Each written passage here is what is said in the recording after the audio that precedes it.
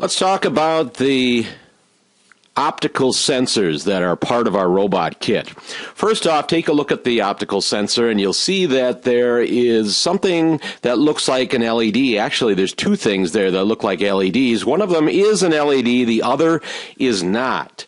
The one that is an LED is the blue one, and it does not show light that our eyes can see. So when we turn this thing on, when we turn the blue LED on, or when we turn our robot on, it goes on, we can't see that light because it's in a spectrum that our eyes can't see, but that's okay. It's in the infrared spectrum.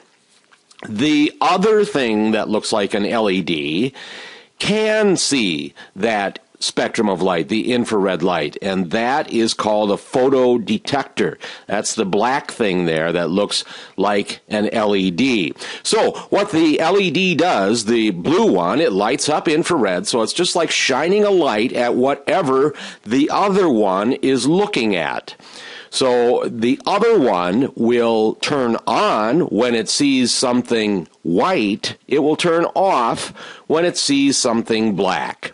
And the LED, the blue one there, that just aids in lighting up the area so the black one can see it better, okay? So that's how it works. It's that simple. The blue one lights it up. The black one detects whether it's seeing something dark-colored or whether it's seeing something light-colored.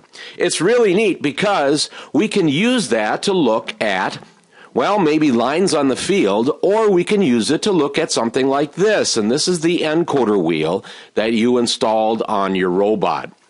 Now, if we were to count all these transitions from black to white, we would know that that will give us 50 what I call ticks per revolution. So we go around that wheel one time, we're going to see 50 different transitions from black to white. That little sensor I just showed you will see those 50. And our microcontroller is going to keep track. It will count how many it's seen. So how can we use this to figure out how far our robot has traveled? Well, the diameter of our wheels and the diameter of our encoder here is 2 inches. 2 inches diameter. And that gives us a radius of 1 inch, right? The radius is half of the diameter. So to figure out how far our robot will travel with one revolution of the wheel, we use that great old formula from math class, 2 pi r, and that will give us our circumference. Okay, so we're going to plug these numbers in here. We have 2 inch diameter times pi times 1 inch radius, and that should come out to about 6.28 inches, roughly, per revolution of the wheel. So when our wheel goes around one time, our 2 inch wheel goes around one time, we go 6.28 inches. 6.28 inches per revolution of the wheel.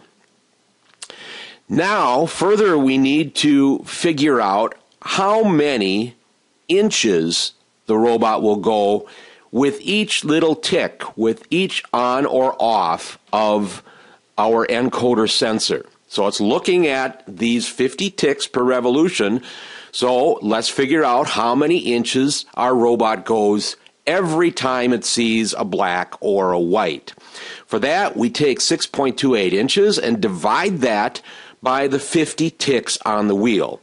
And that's going to show us going roughly 1/8 of an inch, or 0.126 inches per tick. Okay, so remember that number. Your robot will travel 0.126 inches every time we transition from black to white. So let's say I want to program my robot to go 24 inches, and that's because maybe I've got a frog out there that I want to retrieve, and it is exactly 24 inches from base, from where I've got my robot in base.